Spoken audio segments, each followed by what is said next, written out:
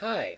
So for this tutorial, we're going to be talking about two different types of fibers in the heart and their corresponding action potentials, or their membrane electrophysiology. The first one we'll talk about are the autorhythmic fibers, which are going to spontaneously depolarize.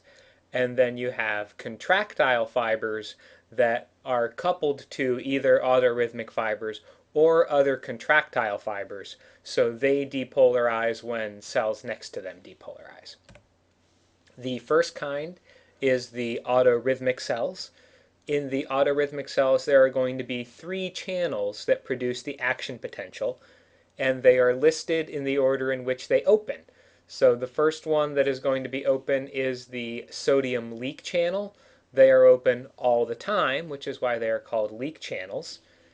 They are going to cause the fast voltage gated calcium channels to open, and then the slower acting voltage gated potassium channels. And it's the combination of these three that give the autorhythmic cells their action potential, which looks like this.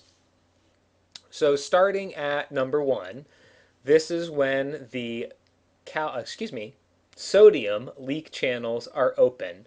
Sodium is entering the cell here. So if you have a positively charged ion entering the cell, the membrane potential becomes less negative or more positive. We call this depolarization because you're getting, in essence here, closer to your equator. When the pacemaker potential caused by the sodium leak channels hits threshold, which is this dotted line here, about -40 for a cardiac autorhythmic fiber, this is going to cause our other two channels to open. The fast calcium channels open first, hence the term fast. They let lots of calcium into the cell. If you have another positively charged ion entering the cell, this causes further depolarization as positive charge builds up on the inside of the membrane. The calcium channels will then begin to close, and the slower acting potassium channels will open. When that happens, you get this repolarization as positively charged potassium now leaves the cell and the inside of the membrane becomes less positive or more negative, and you get a return to about -60. And as soon as the potassium channels close, the membrane starts to depolarize again because the leak channels are always open. That is the action potential that you would see in autorhythmic cardiac fibers. For contractile cells, it's very similar. You're still going to have sodium, calcium, and potassium. In this case, the sodium channels are fast and voltage gated, so they open in response to depolarization from a neighboring cell. Then you have slow acting calcium channels and then slow acting potassium channels.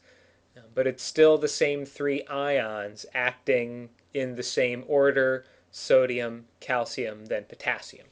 So in the contractile fiber, you are going to get this. And for the time being, just pay no attention to the purple line. It's this blue line here that we're interested in.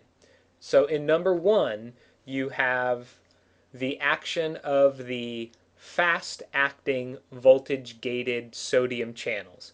There is some sort of depolarization, either from a neighboring contractile cell or an autorhythmic cell, which causes the contractile cell to depolarize a little, and it very quickly hits threshold.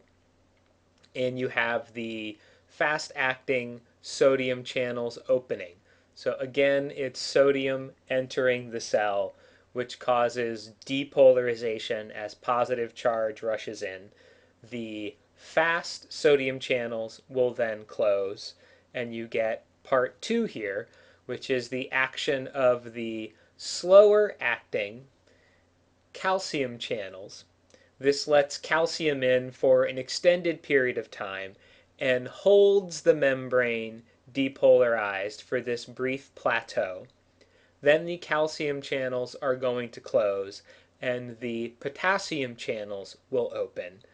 Potassium is now going to rush out of the cell, and as you have positive charge leaving the cell, the membrane is going to repolarize or become negative again.